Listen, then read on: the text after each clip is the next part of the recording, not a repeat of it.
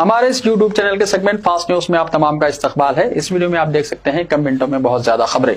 तो आइए शुरू करते हैं वीडियो को और देखते हैं आज की ताजा तरीन खबरें। नलगुंडा में नाबालिग लड़की की इस्मत रेजी, नौजवान को 32 साल कैद की सजा। नलगुंडा पोक्सो अदालत ने एक अहम फैसला सुनाया है। मुजरिम को नाबालिग की इस्मत रेजी के मामले में 32 साल कैद की सजा सुनाई गई।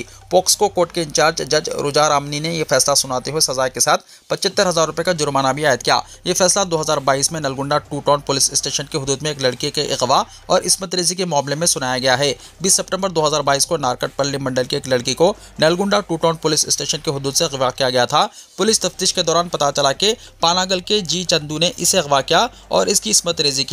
इस सिलसिले में मुलजिम के खिलाफ मुख्तलिफ दफात के तहत मुकदमा दर्ज किया गया था। नलगुंडा डिस्ट्रिक्ट पोक्सो कोर्ट, जिसने कई मराहिल में केस की समाअत की थी, कल हतमी फैसला जारी किया। जज रुजार अमनी ने मुलजिम चंदू को मुजरिम करार देते हुए इसे 32 साल कैद की सजा सुनाई और 75,000 रुपये जुर्माना आयद किया। साथ ही मुतासिरा को 10 लाख रुपए के मुआवजे का भी हुक्म दिया। उस्मानिया हॉस्पिटल की नई इमारत की तामीर अंदरून 2 साल मुकम्मल करने चीफ मिनिस्टर की हिदायत। चीफ मिनिस्टर रेवंत रेड्डी ने उस्मानिया हॉस्पिटल की नई इमारत की तामीर का काम अंदरून 2 साल मुकम्मल करने की ओहदेदारों को हिदायत दी। चीफ मिनिस्टर ने कहा कि असरी सहूलतों के साथ हॉस्पिटल की आलीशान इमारत की तामीर का काम तेजी से मुकम्मल किया जाए।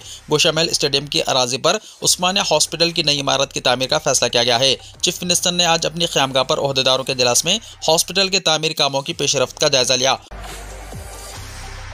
बस्ती दवाखानों के जरिए गरीबों को मुअस्सर तिब्बी खिदमत, वज़ीर सेहत ने कहा। वज़ीर सेहत दामोदर राज नरसिम्हा ने प्राइमरी हेल्थ सेंटर्स और बस्ती दवाखानों की कारकर्दगी पर BRS वर्किंग प्रेसिडेंट KTR के इल्ज़ामात को मुस्तरद कर दिया। KTR ने खैरताबाद के इलाके में बस्ती दवाखाने का दौरा करते हुए अद्वियात की किल्लत की शिकायत की थी। दामोदर राज नरसिम्हा ने इल्ज़ामात की मजम्मत की और कहा कि रियासत भर में बस्ती दवाखानों में रोजाना 45,000 से ज़्यादा मरीजों का इलाज किया जाता है। उन्होंने कहा कि सियासी मकसद बरारी के लिए BRS कायदीन बस्ती दवाखानों को निशाना बना रहे हैं। वज़ीर सेहत ने कहा कि तमाम बस्ती दवाखानों में दरकार अद्वियात वाफिर मकदार में दस्तयाब है और अद्वियात की किल्लत का सवाल ही पैदा नहीं होता। उन्होंने कहा कि डायग्नोस्टिक सेंटर्स के जरिए 134 तरह के मुआयने किए जा रहे हैं। उन्होंने कहा कि मरीजों को अंदरून 24 घंटे रिपोर्ट फराहम की जाती है। वज़ीर सेहत ने दावा किया है कि बस्ती दवाखानों की बेहतर खिदमत के नतीजे में उस्मानिया और गांधी हॉस्पिटल्स में मरीजों की तादाद में कमी वाक़ई हुई है। दामोदर राज नरसिम्हा ने कहा कि सरकारी सतह पर बेहतर तिब्बी खिदमत की सताइश करने के बजाय BRS कायदीन बेबुनियाद इल्ज़ाम तराशी के जरिए अवाम को गुमराह करना चाहते हैं। उन्होंने कहा कि अवामी सेहत के मामले में सियासी मकसद बरारी की कोशिश अफसोसनाक है। उन्होंने कहा कि मरीजों को प्राइवेट और कॉरपोरेट हॉस्पिटल्स मुंतकिल करने के लिए बस्ती दवाखानों के खिलाफ मुहिम शुरू की गई है। उन्होंने कहा कि हुकूमत ने डॉक्टर्स और मेडिकल स्टाफ की बेहतर खिदमत को हमेशा सराहा है और तनखीदों की परवाह के बगैर मेडिकल टीमें खिदमत जारी रखेंगी। उन्होंने BRS कायदीन को मशवरा दिया कि वो बस्ती दवाखानों के खिलाफ मुहिम तर्क कर दें, क्योंकि इन दवाखानों से गरीबों को मुअस्सर इलाज की सहूलत हासिल है। जुबली हिल्स ज़िमनी इंतखाब में नामजदगियों का सैलाब, 316 उम्मीदवारों ने दाखिल किए पर्चा नामजदगी। जुबली हिल्स असेंबली हल्के के ज़िमनी इंतखाब के लिए उम्मीदवारों की बड़ी तादाद ने नामजदगियां दाखिल की हैं। आखिरी रोज़ ही 189 उम्मीदवारों ने अपने पर्चा नामजदगी दाखिल किए, जिसके साथ ही मजमूई तौर पर नामजदगियों की तादाद 316 तक पहुँच गई है। शेखपेट तहसीलदार दफ्तर के बाहर नामजदगी जमा कराने के लिए उम्मीदवारों का हुजूम देखा गया। कांग्रेस हुकूमत के खिलाफ एहतजाज के तौर पर आउटर रिंग रोड प्रोजेक्ट से मुतासर किसान, बेरोजगार नौजवान, सबकदोश मुलाजिमीन और माला तंजीम के कायदीन बड़ी तादाद में पहुंचे। रात देर गए तक इंतखाबी ओहदेदारों ने 189 नामजदगियां कबूल की, लेकिन आधी रात के बाद भी कई उम्मीदवार कतार में मौजूद थे। इस सूरत हाल को देखते हुए इलेक्शन कमीशन ने 22 अक्टूबर में नामजदगी फॉर्म कबूल करने की इजाजत दी है। जुबली हिल्स ज़िमनी इंतखाब, सलमान खान का पर्चा नामजदगी मुस्तरद। हैदराबाद के जुबली हिल्स असेंबली हल्के के ज़िमनी इंतखाबात से पहले एक बड़ी पेशरफ्त सामने आई है। हैदराबाद यूथ करेज यानी HYC के उम्मीदवार सलमान खान का नामजदगी फॉर्म जांच के दौरान रिटर्निंग ऑफिसर ने मुस्तरद कर दिया। ज़राए के मुताबिक रिटर्निंग ऑफिसर ने सलमान खान की जानिब से दाखिल करने वाले 4 सेट फॉर्म्स की जाँच के अमल में कुछ तकनीकी खामियों और कवायद के अदम तकमील की बुनियाद पर सलमान खान की नामजदगी को नाकाबिल कबूल करार दिया। जुबली हिल्स हल्के में ज़िमनी इंतखाब के लिए सियासी सरगर्मियाँ तेज़ हो गई हैं और यहाँ 11 नवंबर को पोलिंग होने वाली है। शेख रियाज इनकाउंटर की जामे रिपोर्ट पेश करने DGP को तेलंगाना माइनॉरिटीज़ कमीशन की हिदायत। जनाब Tariq Ansari chairman Telangana state minorities commission ने तेलंगाना पुलिस के हौसलों, फ़र्ज़ की अदायगी, लगन और बहादुरी की जज्बे की सताइश की। खासतौर पर CCS constable Nizamabad A Pramod Kumar, जिन्होंने अपनी ड्यूटी की अंजाम दही के दौरान अपनी जान कुर्बान की। जनाब तारिक अंसारी ने A प्रमोद कुमार की खिदमत को खिराज अक़ीदत पेश किया। उन्होंने प्रमोद कुमार के अफराद ख़ानदान से दिली हमदर्दी का इजहार करते हुए इनसे इजहार ताज़ियत किया। इलावाज़ी तारिक अंसारी ने इस बात पर भी जोर दिया कि मुजरिम के अफराद ख़ानदान के साथ इंसानी बुनियादों पर हुस्न सलूक का बर्ताव किया जाए और किसी किस्म की तकलीफ ना दी जाए। एक जुर्म की सजा किसी दूसरे फर्द या अफराद को देने की कानून हरगिज इजाजत नहीं देता। उन्होंने मजीद कहा कि पुलिस इनकाउंटर के सिलसिले में कमीशन को एक दरख्वास्त मौसूल हुई है, जिसमें दरख्वास्त गुजार की जानिब से पूछे गए सवालात पर कमीशन ने रियासती डायरेक्टर जनरल ऑफ पुलिस से एक जामे रिपोर्ट तलब की है। MBT के लीडर अमजदुल्ला खान खालिद घर पर नजरबंद। जिले निजामाबाद में पुलिस इनकाउंटर में हलाक शेख रियाज के अफराद खानदान से मुलाकात और ओहदेदारों से नुमाइंदगी के इरादे से अपने मकान से बाहर निकलने वाले मजलिस बचाओ तहरीक के तर्जुमान अमजदुल्ला खान खालिद को पुलिस ने कल उनके मकान पर नजरबंद कर दिया।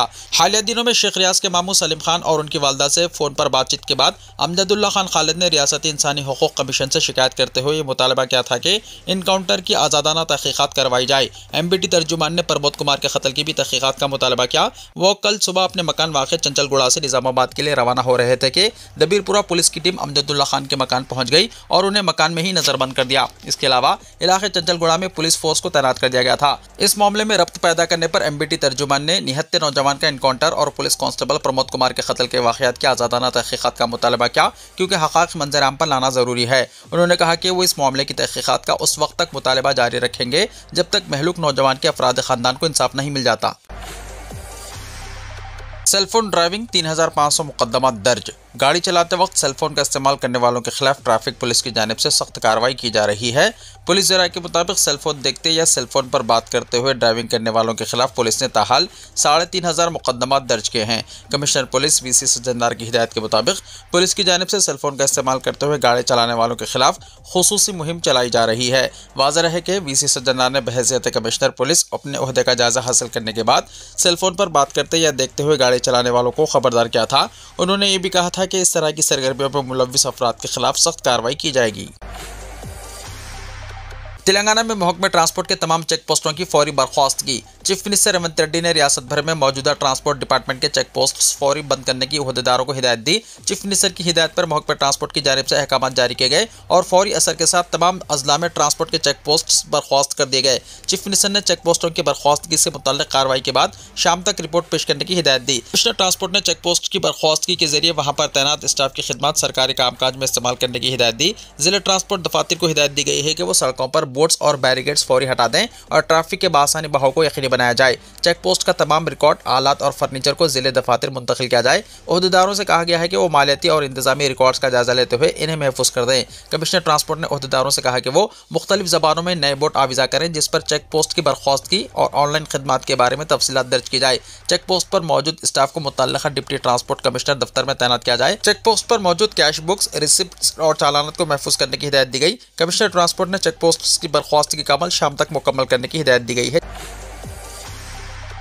सोने और चांदी की कीमत में भारी कमी। हाल ही में रिकॉर्ड बुलंदी को छूने वाली सोने और चांदी की कीमतों में अब कमी देखी जा रही है। चहारशंबे के रोज़ हैदराबाद में सोने की कीमत में नुमायां कमी दर्ज की गई है। पिछले दिन के मुकाबले तकरीबन 9,000 रुपये से ज़्यादा की कमी वाक़ होना काबिल यकीन बात है। इसी तरह चांदी की कीमत में भी गिरावट देखी गई। चहारशंबे की शाम 5 बजे के वक्त हैदराबाद की मार्केट में 24 कैरेट खालिस सोने की 10 ग्राम की कीमत 1,25,250 रुपये तक गिर गई, जबकि 22 कैरेट सोने की कीमत 1,14,843 रिकॉर्ड की गई है। चांदी की कीमत में भी तकरीबन 7,000 रुपये की कमी वाक़ हुई है। आज चांदी की फ़ी किलो कीमत 1,58,000 रुपये है। सिर्फ एक हफ्ते में चांदी की कीमत में तकरीबन 28,000 रुपये की कमी आई है। हैदराबाद में हिमाचल के सेब के बाद कश्मीर के सेबों की भरमार। कश्मीर के इलाके में अच्छी फसल की बदौलत शहर के बाजार सेब से भर गए हैं। जम्मू एंड कश्मीर से बाटा संग्राम फ्रूट मंडी में रोजाना सेबों के ट्रक पहुंच रहे हैं। हिमाचल प्रदेश से सेब अगस्त के आखिर में शहर में आना शुरू हो गए हैं और अब कश्मीरी किस्म के सेब पहुंच गए हैं। पिछले हफ्ते में जम्मू एंड कश्मीर और हिमाचल प्रदेश से शहर के मुसाफात में वाक़ बाटा संग्राम मार्केट में कुल 19 टन सेब पहुंचे थे। बाटा संग्राम मार्केट के एक एहलकार के मुताबिक सेब की अक्सरियत कश्मीर के इलाके से है। हिमाचल प्रदेश शिमला किस्म के लिए मशहूर है, लेकिन कश्मीर में सेब के 1 दर्जे से ज़्यादा अक़साम मिलते हैं। सितंबर के महीने में बारिश और लैंडस्लाइडिंग की वजह से शहर को कश्मीर के सेब नहीं आए। ताहम अक्टूबर के आगाज के साथ ही सेब से लदे ट्रक हर रोज पहुंच रहे हैं। शहर में सेबों की आमद अगस्त के आखिर से शुरू होती है, जब हिमाचल प्रदेश से पैदावार को किसान या एजेंट लाते हैं। अगस्त और सितंबर के आसपास कीमतें ज़्यादा होती हैं, लेकिन जब कश्मीरी की अक़साम अक्टूबर में आना शुरू हो जाती है तो कीमतें आहिस्ता आहिस्ता कम हो जाती हैं। नवंबर और जनवरी के दरमियान तकरीबन 2500 ट्रक हिमाचल प्रदेश और जम्मू एंड कश्मीर से शहर आते हैं। एक ट्रक में 600 से 1000 के दरमियान बॉक्स, हर डब्बे में 50, 150 और 180 सेब होते हैं। रियल मार्केट में एक अच्छे सेब की औसत कीमत तकरीबन 15 रुपये है। शहर में ट्रक की रोजाना आमद के बाद सेब की कीमतों में भी काफ़ी कमी होती है। हैदराबाद फायरिंग में जख्मी नौजवान गौरक्षक है, बीजेपी कायदीन हॉस्पिटल पहुंच गए। शहर के मुजाफात में वाक़ मिर्चल में कल शाम फायरिंग का वाक़या पेश आया। पोचाराम में सोनू सिंह नामी जिस शख्स पर फायरिंग की गई वो गौरक्षक बताया गया है। सोनू पर इब्राहिम नामी शख्स ने गोली चलाई और मौके से फरार हो गया। जैसे ही ये खबर मिली, बीजेपी के सदर रामचंद्र राव और MP अटल्ला राजेंद्र फौरी तौर पर सिकंदराबाद के यशोदा हॉस्पिटल पहुंचे और जेर इलाज सोनू की इयादत की। बाद बीजेपी कायदीन ने बयान देते हुए कहा कि हैदराबाद के पोचाराम इलाके में गवाहियों की गैरकानूनी मुंतकिली को रोकने पर गोली चलाना इंतहाई तशवीशनाक है। हम मुतालबा करते हैं कि हुकूमत फौरी तौर पर मुजरिमों को गिरफ्तार करके इनके खिलाफ सख्त कार्रवाई करे।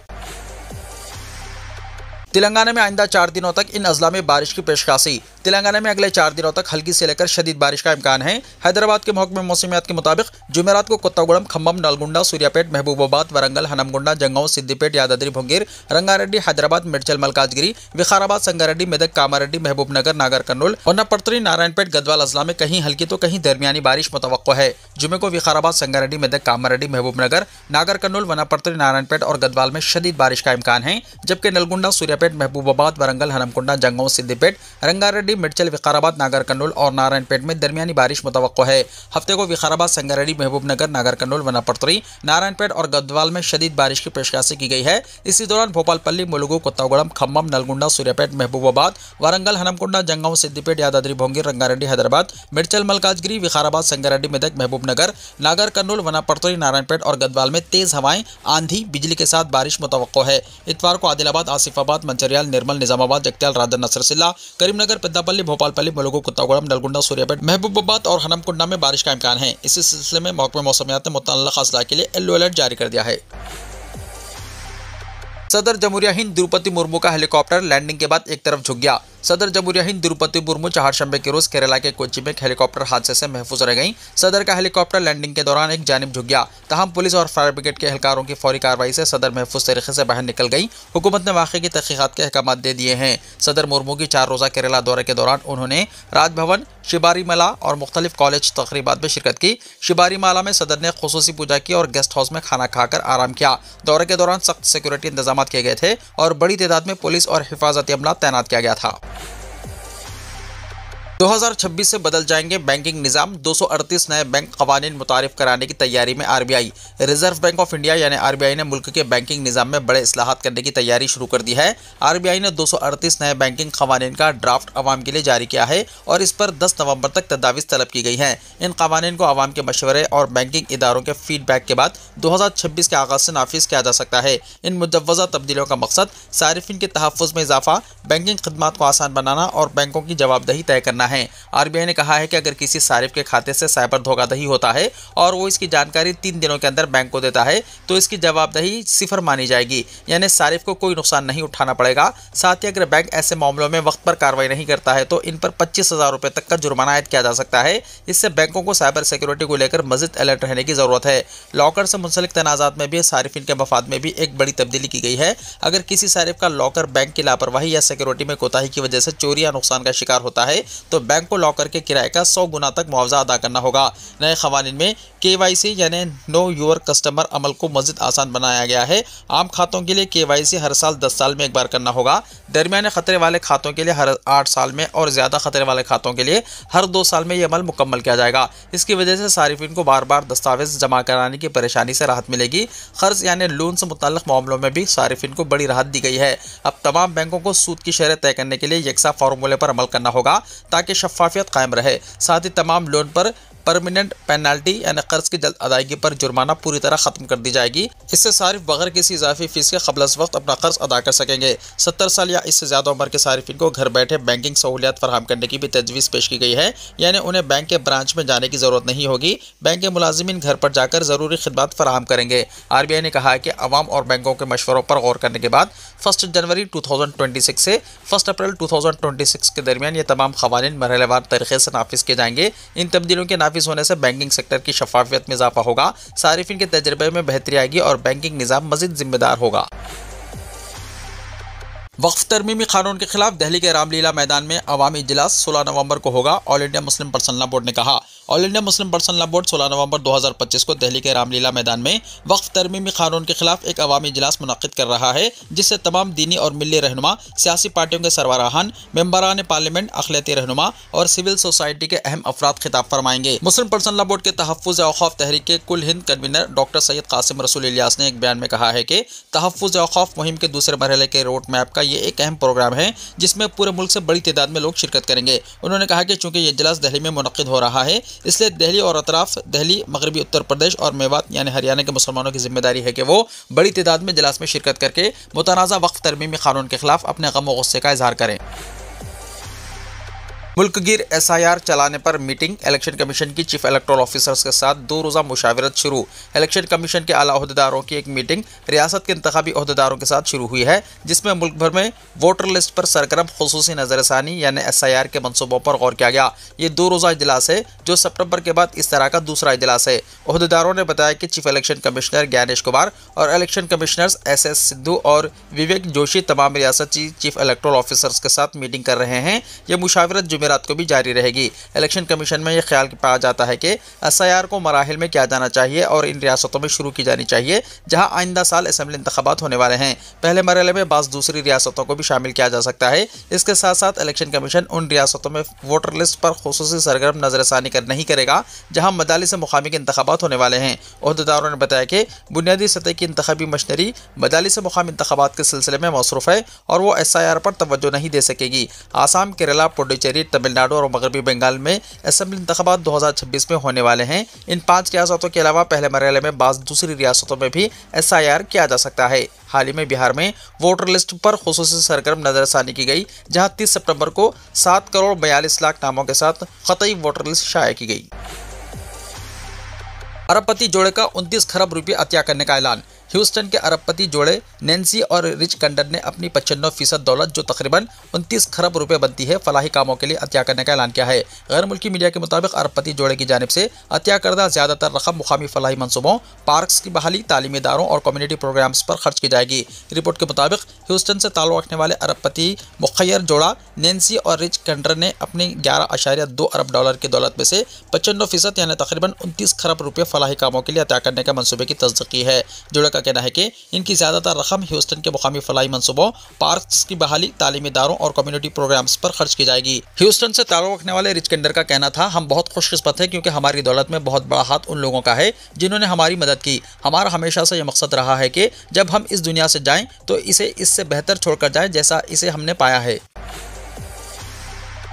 वीडियो को लाइक शेयर कीजिए और हमारे इस YouTube चैनल को सब्सक्राइब करते हुए इसके बेल आइकॉन को प्रेस कर लीजिए ताकि ऐसी ही ताज़ा तरीन खबरों का नोटिफिकेशन सबसे पहले आपको मिलता रहे।